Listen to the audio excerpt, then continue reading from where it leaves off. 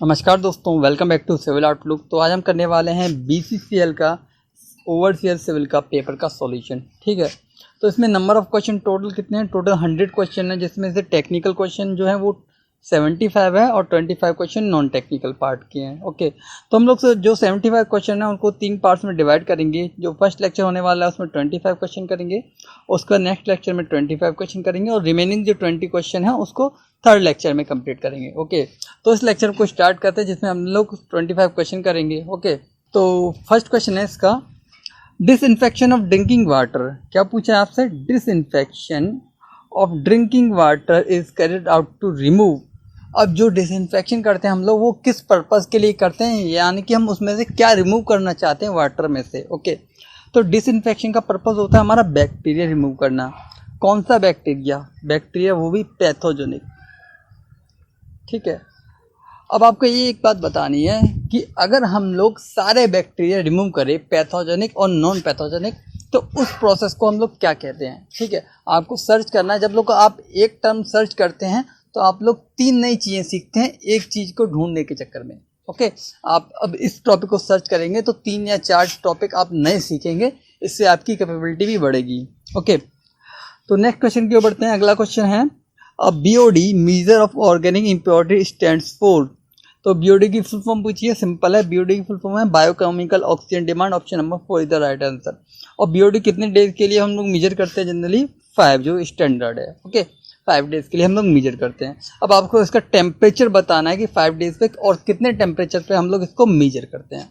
Okay, अब next question की ओर बढ़ते हैं। In EIA project activities are को related to environmental attributes by. अब EIA समझना इंपॉर्टेंट है कि EIA का मतलब क्या है। तो वो EIA की फुल फॉर्म है एनवायरमेंटल इम्पैक्ट असेसमेंट। क्या है? Environmental impact assessment. ओके, अब इसका पर्पस क्या है? जो भी कंस्ट्रक्शन होता है उसका क्या इफेक्ट पड़ने वाला है एनवायरनमेंट पे, तो उस प्रोसेस को हम लोग कहते हैं एनवायरमेंटल इम्पैक्ट असेसमेंट। इसके अकॉर्डिंग एक ड्राफ्ट भी लाया गया है, एक रूल भी लाया है गवर्नमेंट की ओर से, जिसमें बहुत सारे प्रोजेक्ट्स को उसके अंडर रखा गया है कि जब भी प्रोजेक्ट स्टार्ट होगा तो उससे पहले हम लोग देखेंगे एनवायरनमेंट क्या है, और प्रोजेक्ट अगर कंप्लीट हो जाता है तो उससे क्या इफेक्ट पड़ेगा एनवायरनमेंट पे वो भी देखेंगे। ओके, तो इसको बोलते हैं हम लोग EIA। अब EIA करते हैं तो उसमें क्या प्रोसेस रहती है? उसमें होता है आपका पब्लिक पार्टिसिपेशन। ठीक है, कुछ स्क्रीनिंग्स चलती हैं। जब आप इसका एक ड्राफ्ट है वो उसको देखेंगे आप लोग, तो उसमें बताया गया कि स्क्रीनिंग चलती है, उसमें पब्लिक का पार्टिसिपेशन भी रहता है कि पब्लिक से राय ली जाती है कि आपको क्या लगता है इस प्रोजेक्ट के बारे में। ये आसपास के लोगों से पूछा जाता है जहाँ पे प्रोजेक्ट का काम होने वाला होता है। ओके, तो इसका आंसर है पब्लिक पार्टिसिपेशन। ओके, तो चलिए बढ़ते हैं नेक्स्ट क्वेश्चन की ओर। अगला क्वेश्चन है, to assess the impact the project quality of the environmental due to propose project is compared with. तो जो कंपेयर किसके साथ करते हैं हम लोग? जो EIA है उसको, जो इम्पैक्ट आने वाला है उसको किसके साथ कंपेयर करते हैं? उसको कंपेयर करते हैं हम लोग बेस लाइन डाटा के लिए। ठीक है, प्रोजेक्ट स्टार्ट करने से पहले एनवायरमेंटल की इनिशियल कंडीशंस क्या, उसको स्टडी किया जाता है, इसको बेस लाइन डाटा बोलते हैं। और आफ्टर द कंस्ट्रक्शन क्या इम्पैक्ट होने वाला है उस डाटा को कंपेयर किया जाता है बेस लाइन डाटा से। ठीक है, तो इसका आंसर है option number 1, baseline data. Okay, तो नेक्स्ट क्वेश्चन है, water uses are classified by the term DBU as. तो DBU को हम लोग क्या बोलते हैं? DBU को हम लोग बोलते हैं डेजिग्नेटेड बेस्ट यूजेस। ओके, यानी option number 1 is the right answer. Okay, तो चलिए बढ़ते हैं नेक्स्ट क्वेश्चन की ओर। अगला क्वेश्चन है, सेक कर्व डिस्क्राइब चेंजेस ऑफ। तो सेक कर्व जो हमारा होता है तो वो किसका चेंजेस दिखाता है? तो जो सेक कर्व होता है वो ऑक्सीजन का चेंजेस दिखाता है कि जैसे जैसे आप कोई भी स्ट्रीम है, ठीक है, उसमें जो पॉल्यूटेड वाटर डालते हैं तो उसमें ऑक्सीजन का क्या क्या चेंज होता है उसको शो करता है। यानी कि ऑप्शन नंबर 2 और 3 में कंफ्यूजन होने वाला है। अब ये डेप्थ में शो होता है या फिर लेंथ में शो होता है? अब रनिंग स्ट्रीम है तो सीधी बात है वाटर रनिंग की साइड जाएगा तो लेंथ में होने वाला है, यानी option number 3 is the right answer, oxygen with along a water reservoir. Okay, तो चलिए बढ़ते हैं नेक्स्ट क्वेश्चन की ओर। अगला क्वेश्चन है, EIA स्टैंड्स फॉर। EIA की फुल फॉर्म पूछिए। EIA की फुल फॉर्म होती है एनवायरमेंटल इम्पैक्ट असेसमेंट। ओके, यानी option number 3 is the right answer. अब नेक्स्ट क्वेश्चन है the method of traversing in survey is, जो ट्रेवर्सिंग मेथड है तो उसमें क्या क्या होता है, तो उसमें हम लोग इस तरह ट्रेवर्स ड्रॉ करते हैं, एक ओपन एंड क्लोज भी होता है, तो उसमें हम लोग क्या करते हैं, बियरिंग्स लेते हैं, एंगल्स लेते हैं यानी कि, और उनकी डिस्टेंस मेजर करते हैं। ओके, यानी कि option number 2 is the right answer, measurement of angles and distances. Okay, अब नेक्स्ट क्वेश्चन की ओर बढ़ते हैं, इंपॉर्टेंट क्वेश्चन है, ठीक है। यहाँ बोला गया है safe stopping side distance for design speed of 60 kmph, coefficient of friction is 0.36, reaction time of driver 2.5 second for two way traffic in a 2 lane road. ठीक है, आपसे पूछा क्या है, स्टॉपिंग साइड डिस्टेंस यानी कि SSD पूछा है, और केस कौन सा है, 2 लेन का है एंड 2 वे का है। ओके, 2 लेन 2 वे, तो उसके लिए जो फॉर्मूला होता है वो SSD रहता है, ठीक है, उसमें कोई चेंजेस नहीं होता है। अब इसका फॉर्मूला होता है क्या है, इसका फॉर्मूला होता है आपका SSD is equal to 0.278 VT plus V square divide by 254 F। ओके, ये फॉर्मूला होता है। यहाँ पे V किस में है, kmph में है। अब यहाँ पे सारा आप डाटा रख देंगे, यहाँ पे V की वैल्यू कितनी रखी जाएगी, यहाँ पे 60 रखी जाएगी। ओके, T की वैल्यू कितनी रखी, 2.5 रखी जाएगी, और F की वैल्यू कितनी रखी जाएगी, 0.36 रखी जाएगी। इन सबको अप्रॉक्स करके आप जो कैलकुलेट करेंगे तो आपका आंसर 81 समथिंग आएगा, जो कि क्लोजर है किसके, ऑप्शन नंबर 2 के। तो इससे आपका आंसर आएगा ऑप्शन नंबर 2, 81.05 मीटर। ओके, तो चलिए बढ़ते हैं नेक्स्ट क्वेश्चन की ओर। अगला क्वेश्चन है in uncracked reinforced concrete column the actual bending compressive stress is obtained by. तो जो बेंडिंग की कंप्रेसिव स्ट्रेस है वो किस तरह हम लोग निकालते हैं, तो उसके लिए फॉर्मूला होता है M/I equal to sigma over Y. ठीक है, तो यहाँ से हम लोगों को एक सिग्मा जो बेंडिंग होती है सिग्मा बी, तो सिग्मा बी क्या होती है हमारी, M डिवाइड बाय जेड, यानी कि option number 2 is the right answer. Okay, अब नेक्स्ट क्वेश्चन की ओर बढ़ते हैं। अगला क्वेश्चन है the distance with in which a motor vehicle can be stopped depends on. ठीक है, तो यानी कि आपसे इनडायरेक्टली SSD पूछा है, क्यों SSD किस इस पे डिपेंड करता है। ओके, तो SSD का फॉर्मूला क्या होता है, SSD का फॉर्मूला होता है 0.278 VT plus V square divide by 254 F, ठीक है, इंटू इफिशियंसी और प्लस माइनस ग्रेडियंट। ये कंप्लीट फॉर्मूला होता है, यानी कि total reaction time of the driver यानी T है, तो ऑप्शन नंबर 1 ठीक है। Speed of the vehicle V भी आता है, ठीक है, ये भी ठीक है, और उसमें एफिशिएंसी तो हमने F के साथ ले ही ली, और ग्रेडियंट ऑफ द रोड यानी कि तीसरा भी सही है, यानी कि option number 4 all of the above are the right answer. Okay, तो नेक्स्ट क्वेश्चन की ओर बढ़ते हैं। The weight of a rail and its section is decided on the basis of, जो आप रेल होती है उसका वेट और उसका सेक्शन किस बेसिस पे डिसाइड करते हैं, हैवीएस्ट एक्सेल लोड पे, डेप्थ ऑफ बेलास्ट पे, और मैक्सिमम परमिसिबल स्पीड पे। ठीक है, और भी 3-4 टर्म और होते हैं, टोटल अराउंड 8 to 9 पॉइंट्स होते हैं जिस पे हम लोग डिसाइड करते हैं।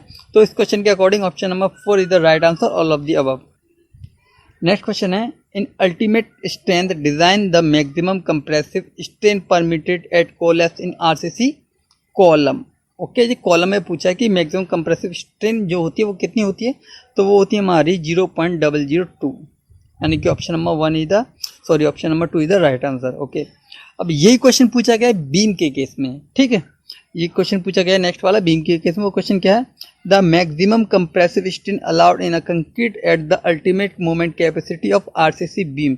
अब बीम के केस में पूछा, तो बीम के केस में कितना होता है, 0.0035, यानी कि option number 4 is the right answer. Next question है 3 main raw material of Portland cement are. तो पोर्टलैंड सीमेंट के 3 मेजर होते हैं, कौन कौन से होता है, एक लाइम होता है, एक सिलिका होता है, और एक एल्यूमिना होता है, जिसको हम लोग क्ले भी बोलते हैं, यानी कि option number 2 is the right answer. Okay, next question है the addition of pozzolana to cement result in, यानी कि जब आप पोजोलाना को सीमेंट में ऐड कर देते हैं तो सीमेंट पे क्या इफेक्ट पड़ता है, तो उसका जो क्यूरिंग टाइम है उसको वो इंक्रीज हो जाता है, यानी कि option number 1 is the right answer. Okay, अगला क्वेश्चन है the porosity of a soil can be taken as the following ratio. तो पोरोसिटी क्या होता है हमारा, E इक्वल टू होता है VV बाय वी एस, ये होता है हमारा वॉइड रेशियो, ठीक है।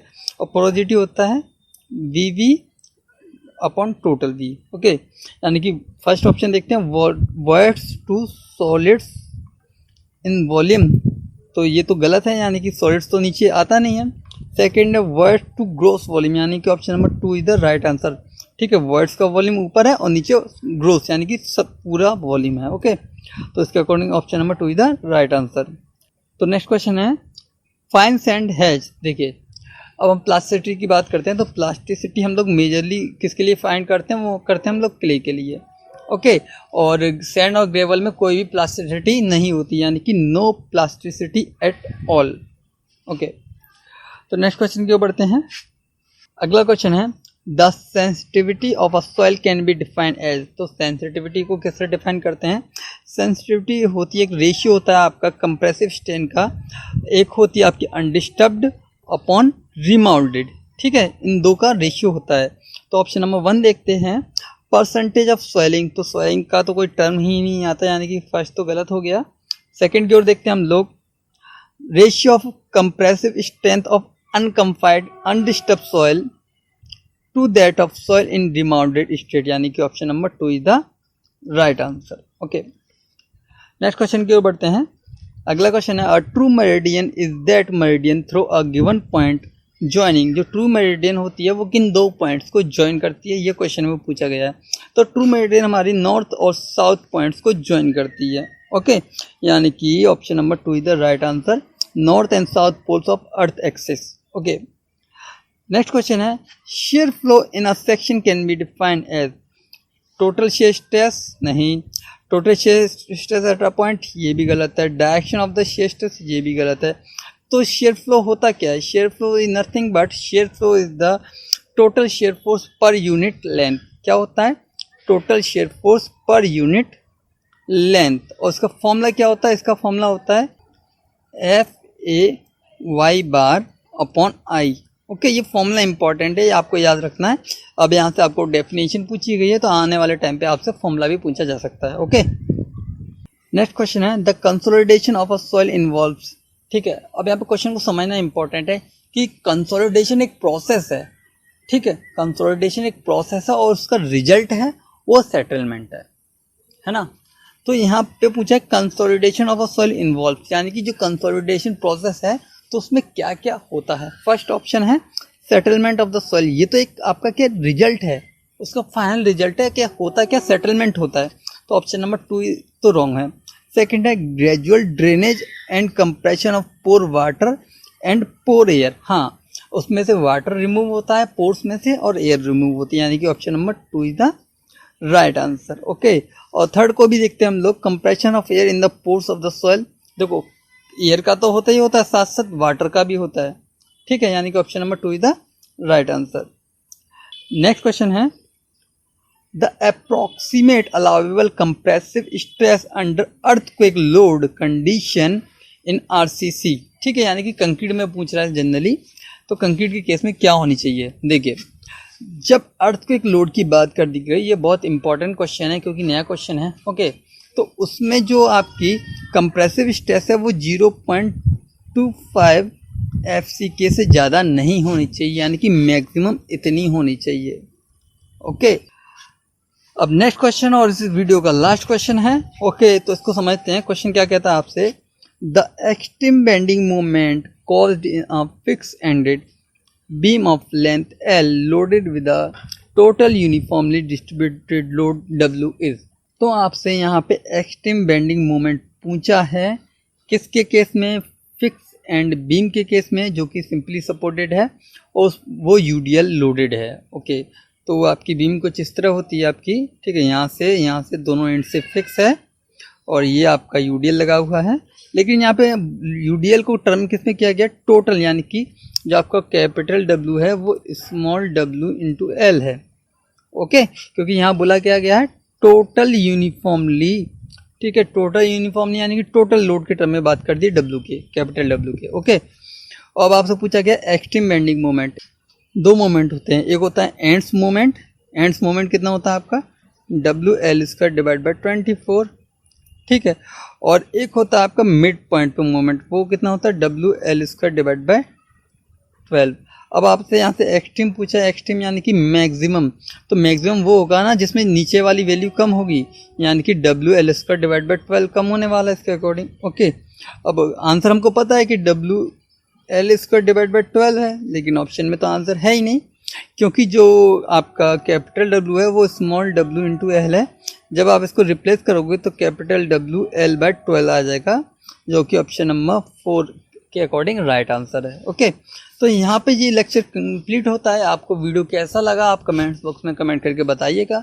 अगर अच्छा लगा तो चैनल को सब्सक्राइब करिएगा, साथ ही वीडियो को लाइक करिएगा और अपने जो दोस्त NCL एग्ज़ाम की तैयारी कर रहे हैं उनके साथ शेयर कीजिएगा। ओके, अब नेक्स्ट पार्ट में हम लोग बात करेंगे अगले 25 क्वेश्चन की। साथ ही साथ बहुत से बच्चों का एक कमेंट्स आ रहे हैं कि NCL में कितने फॉर्म अप्लाई हुए हैं।